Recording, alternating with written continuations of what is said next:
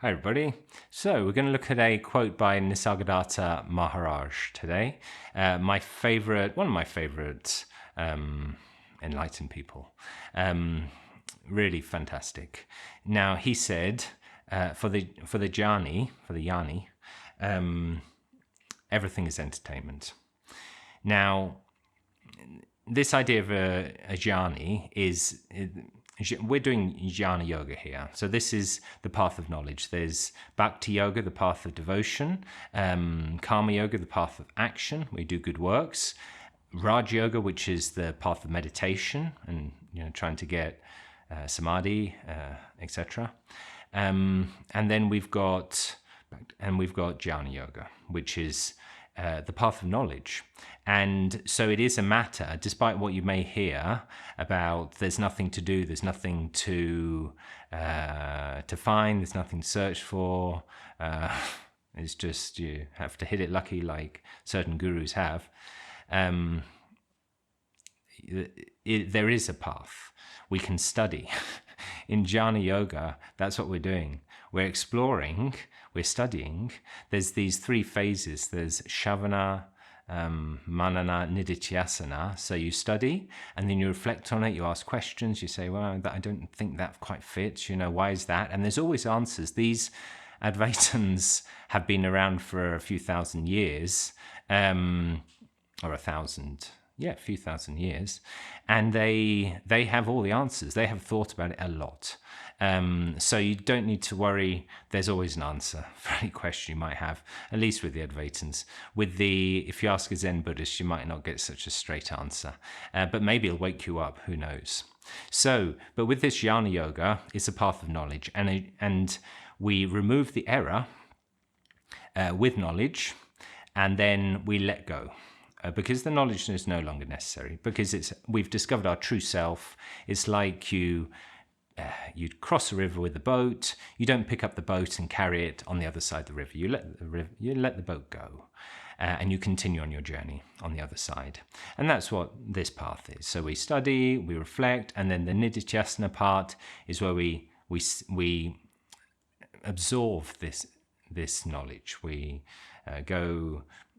Maybe reflect on it or meditate on it, but it's kind of the meditation aspect where you infuse it into your existence, or I don't know what I'm saying.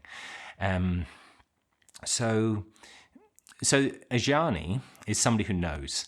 And so in Nisargadatta's I Am That book, he talks about the jnani, and this is basically a realized person, somebody who knows. And he says for a jnani, everything, all is entertainment. So that includes, he died of cancer, throat cancer. And when people asked him about it, he said, it's just the body. He couldn't wait for the body to drop off. From this point of view, if you have the point of view of the ultimate reality of Brahman, then everything arises and disappears into you. And in the same way that in a cinema, or you watch something on a screen, the screen is not touched by the actions in the film. So there could be explosions and fire, but the screen isn't burnt. So it's completely free of all that. So for the jnani, somebody who's enlightened, they know that it can't hurt them. For them, it's like watching a film. And you say, well, but then why don't they make it good films? I don't think they care. I don't think they care. It's like there's so many horrible films, and not horrible, but horror films out there, really good, some of them, like The Shining, which are absolutely terrifying, and we watch it. I chose to watch it. I chose to watch it many times. It's like, what am I doing? If I thought it was real, or if, there are even worse stories, because at least that's it's got ghosts and things. There are some really films about tragic real life events, and people watch them. Or they watch a film about romance where it all goes horrible and your heart is torn out, and you think, why am I watching this? Why am I letting this director manipulate me like this? I'm feeling awful. I just hope it turns out okay. But we choose to do it. So in the same way, for a Jnani, everything is entertainment.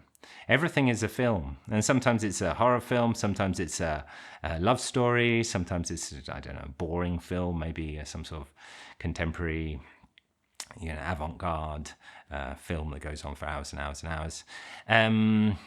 It's sometimes like that. So we are untouched, we are free. We needn't be afraid of things when we have this realization. Now, I just say at the end, I don't have that realization, so I still live in this kind of world where things affect me. So just to put that out there, just so you're not thinking, well, James, he lives free from all of that. No, not yet. But that's the idea. So this is what the plan is. So I hope you enjoyed the video. Thank you very much for watching. Goodbye.